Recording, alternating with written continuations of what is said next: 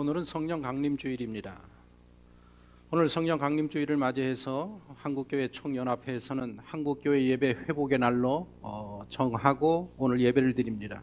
한국교회 전체 등록교인의 80% 이상이 출석해서 예배 드리는 것을 목표로 오늘 예배를 드립니다. 물론 이제 현재 상황을 감안하고 방역 지침을 지키는 범위 안에서 함께 예배하고 믿음을 회복하자라고 제안하면서 오늘 예배를 드립니다. 그러면서 한 이야기가 온라인 예배는 정상적인 예배가 아니다라고 이야기를 했고, 코로나19라는 위기 상황에서 보건당국의 방역에 협력하기 위한 차선의 예배라고 지적을 했습니다. 온라인 예배로서의 교회 가상 공동체를 고집하는 것은 정상이 아니다. 그러면서 오늘 정상적인 예배로 돌아가는 그런 날이 되기를 원하는 마음으로 한국교회가 지금 예배 회복의 날로 정하고 예배를 드리는 귀한 날입니다. 오늘부터 우리 모든 한국교회가 정상적인 예배로 돌아가기를 소원합니다. 제 친한 친구 목사님 교회는 성령 강림주일을 앞두고 늘 매년 부흥집회를 엽니다.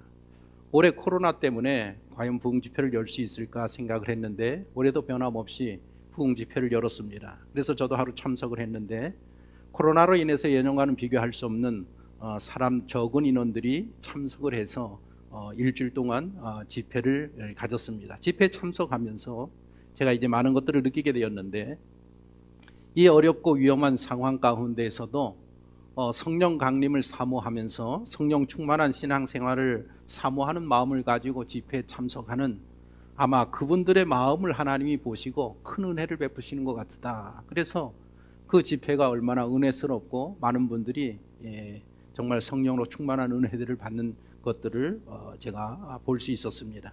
성령 강림주일이라는 것은 성령이 이 땅에 강림한 날을 기념하는 주일입니다. 성자 예수님이 이 땅에 오신 날을 기념하는 날이 성탄절입니다. 성령 하나님이 이 땅에 오신 날을 기념하는 날이 바로 성령 강림절입니다. 성령 하나님이 이 땅에 강림하실 것에 대해서는 예수님께서 이렇게 예언하시고 말씀을 하셨습니다. 십자가를 지시기 전날 근심에 쌓인 제자들에게 이렇게 성령을 보내주시겠다고 말씀하시면서 이런 말씀을 하십니다. 너희는 마음에 근심하지 말라. 하나님을 믿으니 또 나를 믿으라. 내 아버지께 구하겠으니 그가 또 다른 보혜사를 너희에게 주사 영원토록 너희와 함께 있게 하리니, 그는 진리의 영이라. 세상은 능히 그를 받지 못하나니 이는 그를 보지도 못하고 알지도 못함이라. 그러나 너희는 그를 아나니 그는 너희와 함께 거하시며 또 너희 속에 계시겠습니다. 십자가를 지시기 전날에 근심하는 제자들을 향하여서 근심하지 마라. 내가 떠나도 나 다른 보혜사를 너희들에게 보내주겠다. 그 보혜사가 너희와 함께 할 것이다. 그리고 부활하시고 승천하시기 전에 또다시 성령을 보내주시겠다라는 말씀을 하십니다. 사도행전 1장 4절에서 5절 보면, 사도와 함께 모이사 그들에게 분부하여 이르시되 예루살렘을 떠나지 말고 내게서 들은 아버지께서 약속하신 것을 기다리라. 요한은 물로 세례를 베풀었으나 너희는 몇 날이 못되어 성령으로 세례를 받으리라 하셨느니라. 여기 보혜사라는 말은 헬라 말로 파라클레토스라고 합니다. 파라클레스라는 뜻은 은혜를 보존하는 스승이다. 그래서 보혜사, 성령은 어떤 분이신가 하면 은혜를 보존케 하시는 선생님이시다. 영어로는 안위하는 자, 돕는 자, 헬퍼로 번역을 하고 있습니다. 그리고 요한 1서 2장 1절에는 대신 말씀을 전해주시는 분으로 기록을 하고 있습니다. 만일 누가 죄를 범하여도 우리 앞에서 우리에게 대언자가 있으니 곧 의로우신 예수 그리스도시라. 예수님께서 보혜사가 되십니다. 그러나 예수님이 하늘로 가신 다음에 제자들과 함께 계시면서 돕지 못하니까 다른 보혜사를 보내주시겠다라고 약속을 하셨습니다. 그래서 요한복음 14장 16절에 내가 아버지께서 구하겠으니 그가 또 다른 보혜사를 너희에게 주사 영원토록 너희와 함께 있게 하리니 라고 있습니다. 이 예수님을 대신한 다른 보혜사 성령이 이 땅에 오신 날이 바로 성령 강림절입니다. 오늘이라는 것입니다. 그러면 이 보혜사 성령께서 언제 오셨느냐? 오늘 본문 사도행전 2장 1절을 보니까 오순절에 오셨다라고 기록을 하고 있습니다. 이스라엘에는 3대 절기가 있습니다. 유월절, 맥추절, 초막절이라는 3대 절기가 있는데 가장 큰 절기는 유월절입니다. 출애굽하면서 그 노예의 삶에서 구원받은 날을 기념하는 유월절이 가장 큰 날이고, 그 다음 절기가 맥추절입니다. 맥추절은 다른 말로 오순절이라고도 합니다. 유월절로부터 7주가 지난 다음 날 50일이 되는 날이라고 해서 오순절이라고 부릅니다. 이따가 보리를 추수하는 날이기 때문에 맥추절이라고 하고, 7주가 지났기 때문에 칠칠절이라고도 이야기하고, 50일 되는 날이라고 해서 오순절이라고도 합니다. 같은 절기인데 다른 이름들입니다. 이 오순절날 인류 역사에 교회가 시작되었습니다. 예수님께서 6월절에 십자가에 달려 죽으시고 사흘 후에 부활하십니다. 부활하신 후에 40일 동안에 이 땅에 계시면서 11차례 정도 제자들에게 나타나셔서 하나님 나라의 복음의 진리를 가르쳐 주시면서 함께 지내셨습니다. 그리고 승천하셔서 10일이 지난 오순절 기간에 성령이 이 땅에 오셔서 교회가 시작되었습니다. 오늘 본문이 바로 인류 역사에 교회가 시작된 날을 기록하는 본문의 말씀입니다. 인류 역사의 교회는 이렇게 시작이 되었습니다. 그때는 오순절 날입니다. 예수님께서 10일 전에 감람산에서 제자들이 보는 앞에서 하늘로 올라가셨습니다. 하나님 보좌 우편에 앉으셨습니다. 그렇게 예수님과 이별한 제자들은 예루살렘의 마가의 다락방으로 돌아옵니다. 다락방에 모인 제자들은 예수님의 말씀을 붙들고 오로지 기도에 힘쓰기 시작합니다. 예수님께서 승천하시기 전에 제자들에게 하신 말씀은 3가지였었습니다. 예루살렘을 떠나지 말라, 약속하신 성령을 기다리라, 너희가 성령을 받으면 권능을 받게 되고 권능을 받은 후에 예루살렘과 유다와 사마리아 땅끝까지 이르러 내 증인이 되어야 한다. 이 3가지 말씀을 붙들고 제자들이 전심으로 기도하기 시작했다라는 것입니다. 그 자리에는 120명의 제자들이 모여 기도했다라고 기록을 하고 있습니다. 사도들이 모였고, 남자 성도들이 모였고, 여자 성도들이 모였고, 그리고 예수님의 어머니 마리아가 그 자리에 있었고, 예수님의 동생들도 그 자리에 있었다라고 기록을 하고 있습니다.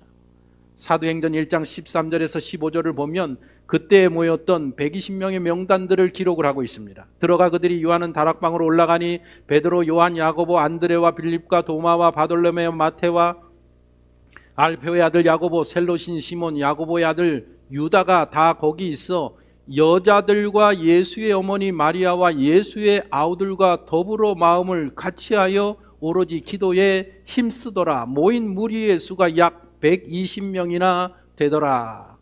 고린도전서 15장을 보면 예수님께서 부활하신 후에 당신을 제자들에게 보이셨는데 11차례에 걸쳐서 보이시는데 맨 마지막에 누구에게 보이는가 하면 야고보에게 보입니다.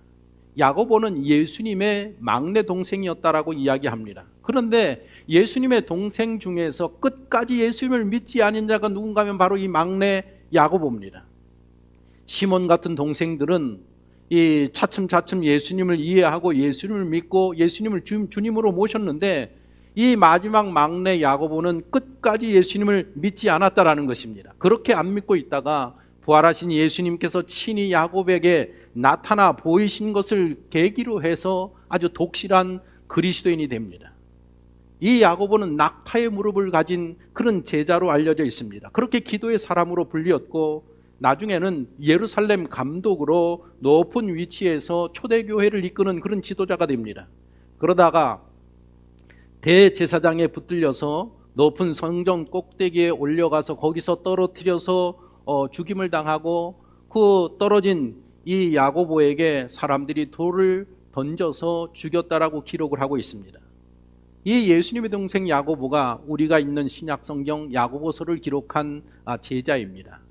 이들 120명이 다 다락방에 모여서 예수님의 마지막 말씀을 붙들고 전심으로 기도할 때에 성령이 강림하였고 성령이 강림하여서 이 세상에 교회가 시작되었다라는 것입니다.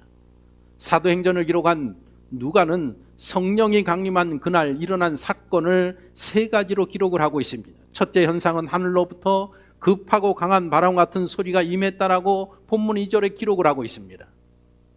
호련히 하늘로부터 급하고 강한 바람 같은 소리가 있어 그들이 앉은 온 집에 가득하였다. 마치 태풍, 그것도 미국이나 유럽에서 부는 토네이도 같은 그런 태풍이 불 때 일어나는 그런 큰 강력한 바람 소리가 들렸다라고 기록을 하고 있습니다. 두 번째로는 불의 혀처럼 보이는 것들이 120명의 제자들 머리 위에 임했다라고 3절에 기록을 하고 있습니다. 이 불의 혀처럼 갈라지는 성령께서 임하였는데 12사도와 남자들의 성도들과 여자 성도들과 예수님의 어머니 마리아에게도 임했고 예수님의 동생들에게도 임했다라는 것입니다. 그러니까 120명 모든 성도들이 다 성령의 충만함을 받는 계기가 되었다라고 기록합니다. 세 번째로는 다른 언어들로 말하기 시작했다라고 4절에 기록을 하고 있습니다. 이 제자들은 다 갈릴리 출신의 사람들입니다. 갈릴리에서 예루살렘에 오려면 하면 3일 정도 걸리는데 갈릴리의 이 출신의 많은 제자들이 한 번도 배우지 못한 외국어를 그날 성령이 강림한 날 능통하게 하는 그런 기적이 일어났다라고 기록을 하고 있습니다. 제가 몇 차례 이야기한 것으로 기억을 하는데 제가 알고 있는 선교를 열심히 하는 목사님, 평생의 선교에 헌신하다가 은퇴하신 목사님이 계십니다. 늘 이 목사님은 가죽 잠바를 입고 다니시는데 가죽 잠바에 세계 지도가 그 등에 이렇게 딱 그려져 있습니다. 그것을 매일 입고 다니셨습니다. 늘 선교에 열정이 있었고 나이가 많이 있으셨단 말입니다. 그런데 우리가 선교를 해서 알지만은 선교에서 가장 중요한 게 뭔가 하면 외국어를 잘 해야 선교사를 할 수 있고 선교에 가서 선교 사명을 잘 감당할 수 있습니다. 연세 많은 목사님들, 옛날에 목회했던 목사님이 언제 외국어를 배울 기회가 있겠습니까? 그러나 그 마음 가운데는 선교의 열정이 늘 충만하여서 선교에 대한 마음을 가지고 늘 선교에 대해서 기도를 하시다가 어느 날 성령의 충만함을 받아서 방언을 받았는데 영어 방언을 받았다라는 것입니다. 그래서 영어 설교를 아주 유창하게 하는 그런 목사님이 되셨습니다. 120명의 제자들 모두가 다 외국어를 능통하게 하는 그런 놀라운 일이 그날에 발생했다라고 기록을 하고 있습니다. 성령이 이 땅에 강림하여서 교회를 세우는 모습을 간단하게 정리하면 이렇습니다. 120명의 성도들이 예수님의 말씀을 붙들고 한자리에 모여서 전심으로 기도하고 있었습니다. 그 기도하는 기간이 약 한 10일 정도였었다라고 합니다. 기도하는 중에 큰 태풍이 부는 소리 같은 소리가 그 자리에서 들렸고 불같은 성령이 성도들에게 임했고 그리고 그날 120명의 제자들 모두가 다 외국어로 하나님을 찬양하는 그런 은혜의 역사가 나타났다라고 기록을 하고 있습니다.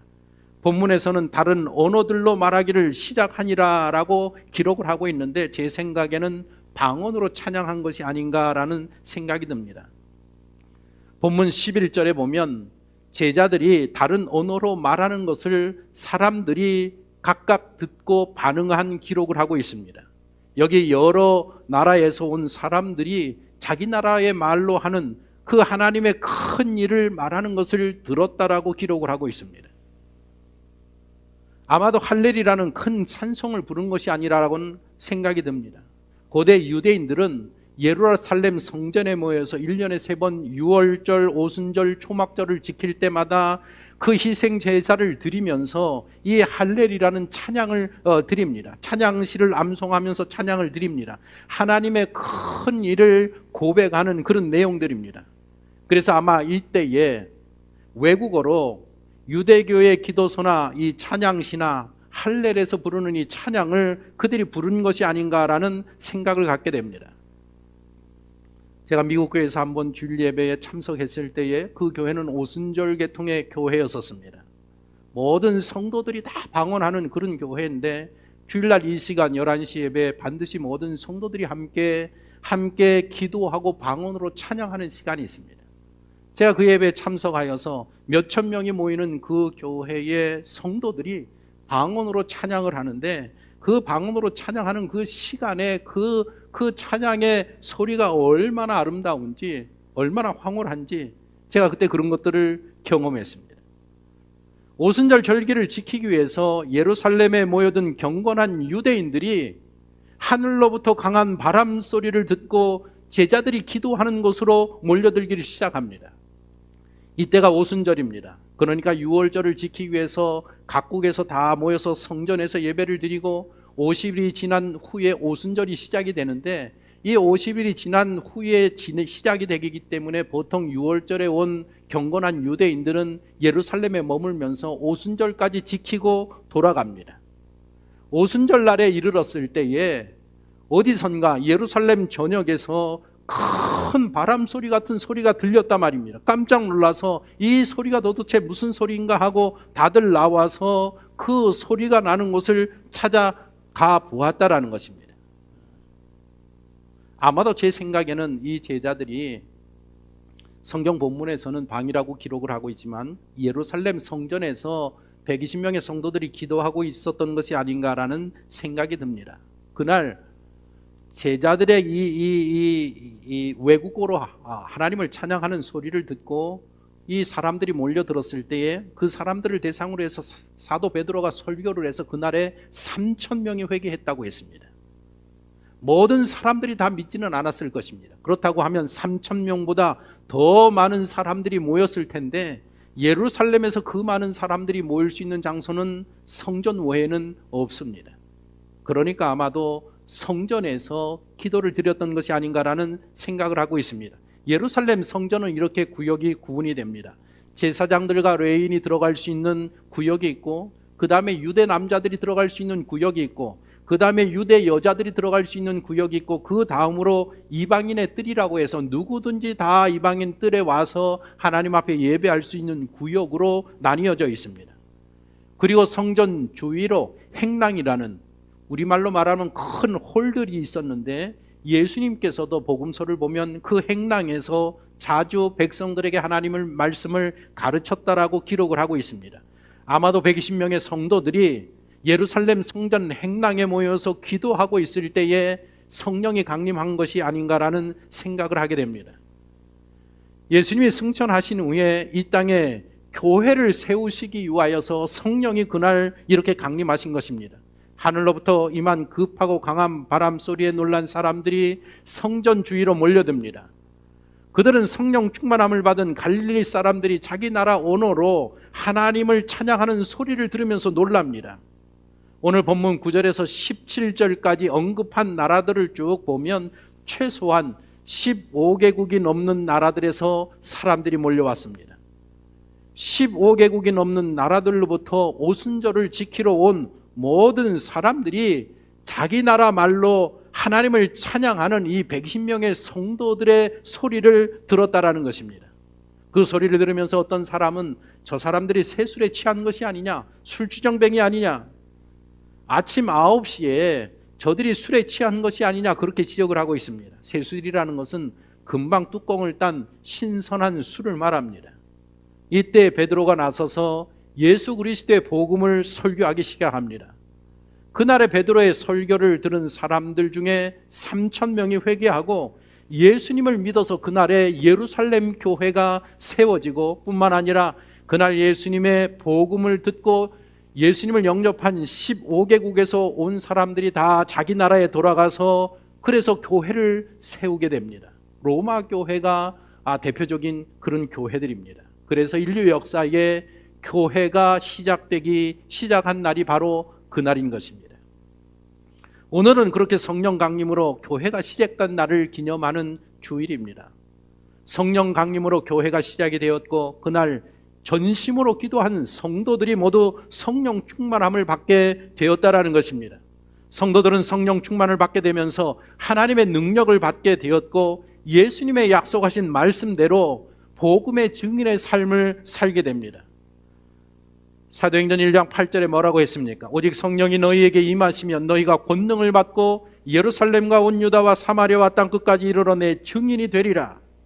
사도행전을 전체로 보면 사도행전은 28장으로 되어 있습니다. 초대교회가 성립한 그때로부터 사도 바울이 로마 감옥에 갇혀서 2년 동안 생활하는 그 기간까지가 사도행전에 기록이 되어 있는데, 전체 횟수로 따지면 한 33년 정도 됩니다. 사도행전 1장에서 28장을 보면 1장에서 2장까지는 초대교회가 어떻게 세워지는가를 기록되어 있고, 3장에서 7장까지는 예루살렘까지 어떻게 복음이 전도되는가, 8장에서 12장까지는 유대와 사마리아에 어떻게 복음이 전도되는가, 그리고 13장에서 마지막 28장까지는 땅끝에 이르기까지 어떻게 복음이 전도되는가를 기록한 성경이 사도행전입니다.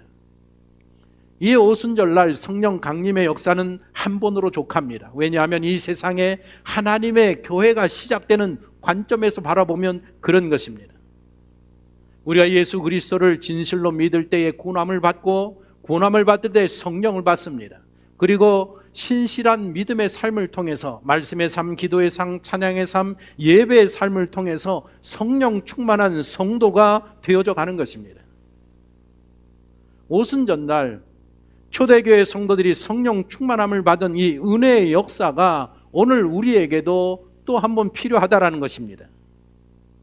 왜냐하면 성령 충만함을 받아야 오늘 우리가 이 혼란한 세상 가운데 예측하고 어렵고 변화의 시대에 담대한 마음으로 살아갈 수 있고, 성령 충만함을 받아야 온전한 기독교인으로 살 수 있게 되고, 그리고 성령 충만함을 받아야 120명의 성도들처럼 능력의 성도로 변화될 수 있기 때문에 그렇습니다. 그러면 어떻게 성령의 충만함을 받을 수 있는가? 첫 번째로 성령 충만 받기를 사모하는 마음이 있어야 한다는 것입니다. 하나님을 믿는다고, 신앙생활을 한다고 누구나 다 성령 충만한 것이 아닙니다. 성령의 충만함을 기대하고 사모하는 사람만이 성령의 충만함을 받게 됩니다. 엘리야의 경우를 보면 엘리야는 사명을 다하고 하나님 앞에 부르심을 받아서 하늘에 승천할 날이 얼마 남지 않았습니다. 그때에 길갈과 베델과 여리고와 요단에 선지 학교가 있었고, 엘리야가 키우던 수많은 선지 생도들이 있었습니다. 그런데 그 엘리야가 가지고 있던 이 영성, 성령 충만함을 사모한 제자는 누군가 하면 엘리사였다라는 것입니다. 수많은 제자들이 있어도 성령 충만한 것을 사모하지 않았습니다.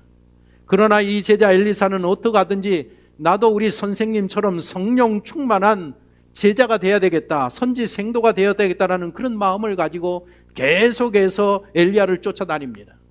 스승이 만류하고 제자들이 만류하고 동료가 만류하여도 그는 계속해서 엘리야를 쫓아다닙니다. 왜냐하면 그 마음 가운데 나도 성령 충만해야 되겠다라는 사모하는 마음이 있었기 때문에 그렇습니다. 그래서 결국에 어떻게 됩니까? 요단에서 엘리야가 하늘로 승천할 때에 그 사모하는 마음이 하나님 앞에 상달되어서 엘리야가 받았던 성령 충만함을 엘리사가 받게 되고, 엘리사가 수많은 제자들 가운데에 엘리야의 사역을 이어받는 후계자가 되었다라는 사실입니다. 어떻게 그렇게 될 수 있느냐?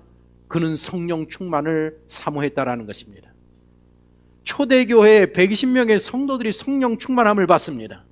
그런데 여러분들 잘 생각을 해보십시오. 고린도전서 15장을 보면 예수님이 부활하시고 예수님의 부활하신 예수님을 만나고 예수님에게 가르침을 받은 사람이 몇 명인가 하면 최소한 513명의 사람들이었다라고 기록합니다. 최소한의 사람이 513명이 부활하신 예수님을 만났고 부활하신 예수님에게서 하나님 나라의 말씀을 가르침을 받았습니다. 그런데 왜 120명만 모여 있습니까? 왜 513명이 모이지 않았습니까? 마가의 다락방에 모인 성도의 숫자는 120명이었다라는 것입니다. 그 사람들은 예수님이 약속하신 그 말씀, 성령을 사모하는 마음을 가지고 오로지 기도할 때에 120명만이 성령 충만함을 받게 되었다라는 것입니다. 오늘 이 시대를 살아가려고 하면 우리 모든 성도들에게 성령 충만함이 필요한데, 성령 충만함은 누가 받느냐? 성령 충만하기를 사모하는 마음을 가진 성도들만 받게 된다라는 것입니다. 정파 중앙교회 성도들은 말세에 성령 충만함을 받는 성도가 되시기를 바랍니다. 하나님은 선지자 예레미야를 통해서 말씀하십니다. 너희가 내게 부르짖으면 내게 와서 기도하면 내가 너희들의 기도를 들을 것이요 너희가 온 마음으로 나를 구하면 나를 찾을 것이요 나를 만나리라. 성령을 만나기를 사모하고 성령 충만함을 사모하는 자들에게는 반드시 성령 충만함을 허락하시겠다라고 약속하고 계시다라는 것입니다. 예수님께서도 동일한 말씀을 하셨습니다. 제자들이 우리에게도 기도하는 법을 가르쳐 주십시오라고 말씀했을 때에 뭐라고 이야기했는가 하면 너희가 악할지라도 좋은 것을 자식에게 줄 줄 알거든 하물며 너희 하늘 아버지께서 구하는 자에게 성령을 주시지 아니하겠느냐. 성령을 구하면 성령의 충만함을 주시겠다라고 약속을 하셨습니다. 두 번째로 성령 충만하기 위하여서는 예수님의 말씀대로 예루살렘을 떠나지 말라라고 이야기하셨습니다. 120명의 성도들은 예수님의 말씀을 붙들고 예루살렘을 떠나지 아니하고 머물렀습니다. 왜 예루살렘을 떠나지 말라고 하십니까? 복음의 시작이, 교회의 시작이, 성령 강림의 시작이 예루살렘으로부터 시작될 것을 예수님께서 아셨기 때문에 너희는 예루살렘을 떠나지 말고 성령이 오기를 기다리라고 말씀하셨습니다. 성령 충만함은 어디서나 받을 수 있습니다. 기도원에 가서 받을 수도 있고, 여러분들 가정의 골방에서도 받을 수 있고, 길거리에서도 카페에서도 받을 수 있습니다. 그러나 가장 바람직한 것은 내가 섬기는 예루살렘 교회 성전 재단에서 받는 것이 가장 바람직하다라는 것입니다. 최근 여론조사 결과를 보니까 이번에 이 코로나 사태로 인하여서 교인 중에 거의 절반이 지난 4주 동안의 통계를 보니까 온라인 예배를 통해서 예배를 본 적이 없다라고 대답한 사람들이 절반이 넘습니다. 한 52%의 사람들이 온라인으로 예배를 시청했는데 자기 교회에서 시청한 사람들이 한 40% 되고 다른 교회 예배를 시청한 사람들이 한 23% 정도 되었다라고 합니다.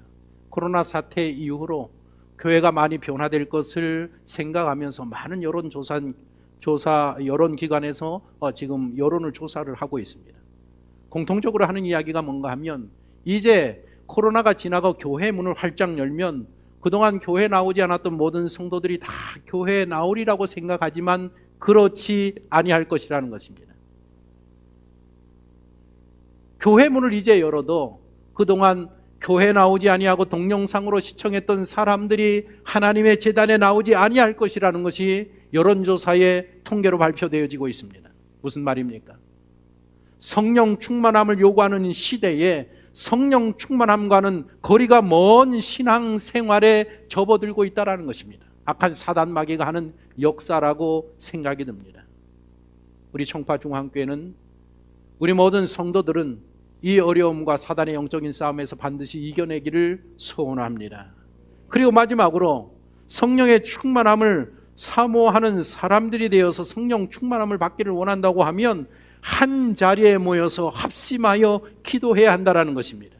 120명의 성도들이 한 자리에 모여서 합심하여 기도할 때에 성령의 충만함을 받게 되었습니다. 전도서에 이런 말씀이 있습니다. 두 사람이 한 사람보다 나으면 그들이 수고함으로 좋은 상을 얻을 것입니다.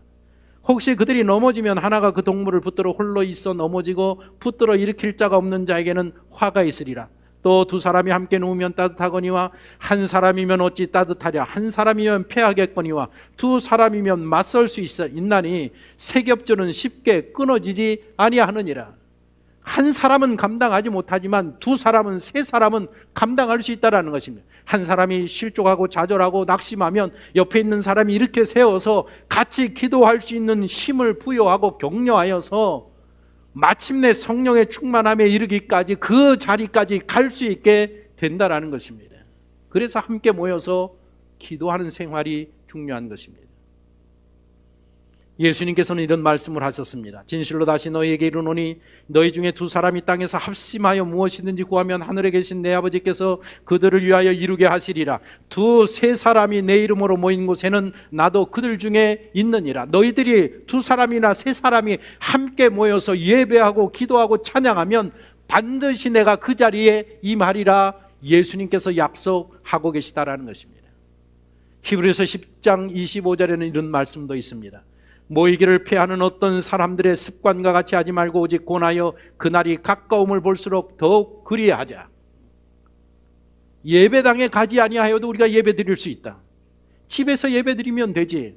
동영상으로 똑같은 예배를 드리면 되지. 뭐 굳이 우리가 모여서 예배를 드릴 필요가 있겠느냐. 말세가 되면 그런 일이 일어날 것이라고 성경이 분명히 이야기하고 있습니다. 모이기를 피하는 어떤 사람들의 습관과 같이 하지 말고 오직 권하여 마지막 날이 오면, 마지막 날이 가까운 것을 보면 더욱 합심하여 한자리에 모여서 예배하며 기도할 것을 우리들에게 권하고 있습니다. 혼자 집에서 개인 기도 생활하는 것도 중요합니다. 하지만 성도들이 한자리에 모여서 합심해서 기도하는 것이 훨씬 더 은혜스럽고 훨씬 더 하나님 나라를 세우는데 좋다라는 것입니다. 새벽 기도에 열심히 나오셔야 합니다. 수요 기도에 열심히 참여하셔야 합니다. 금요 기도회에 열심히 참여하셔야 합니다. 그래서 이제 다음 주 수요일부터는 아침에 수요 중보 기도를 하려고 하는 이유가 바로 여기에 있습니다. 이 말세에 성령 충만함이 아니고는 감당할 수 없는 시대가 되었기 때문에 이제는 성령 충만함을 받기 위하여서 성령을 사모하는 자들은 다 모여서 기도하는 시간을 갖고자 하는 것입니다. 2000년 전 오늘 예루살렘에 성령이 강림함으로 인류 역사에 교회가 시작이 되었습니다. 그때로부터 예수님을 구주로 영접하고 믿는 모든 자들에게 하나님이 성령을 주셨습니다. 그 성령께서 예수님을 믿는 사람들 심령 속에 내주하고 계십니다. 그러나 우리에게 중요한 한 가지 사실은 내 안에 성령이 계시지만 그 성령이 충만한 은혜 가운데 거하고 계시느냐, 성령 충만한 상태인가가 중요하다라는 것입니다. 우리가 성령으로 충만한 성도가 될 때에 우리의 삶에 놀라운 변화와 능력이 나타나게 된다라는 것입니다. 세상을 감당할 수 있는 능력, 복음 전도자의 능력, 영적인 싸움에서 승리할 수 있는 능력을 성령 충만을 소유할 때에 가질 수 있다는 것입니다. 그래서 우리는 성령 충만하기를 사모하는 성도가 되어야 하는 것입니다. 될 수 있는 대로 성전에 모이기를 힘쓰는 성도가 되어야 하는 것입니다. 그리고 모일 때마다 합심하여 한 목소리로 하나님 앞에 기도하는 성도가 되어야 하는 것입니다. 초대교회에 임했던 그 성령이 오늘 우리 모든 성도들에게 충만하게 임함으로 말미암아 이 어려운 시대를 복음으로 승리하고 하나님 앞에 주신 사명을 감당하며 이 땅에서 달려갈 길을 달려가는 우리 모든 복된 성도들이 되시기를 예수 그리스도의 이름으로 축복합니다. 기도하겠습니다.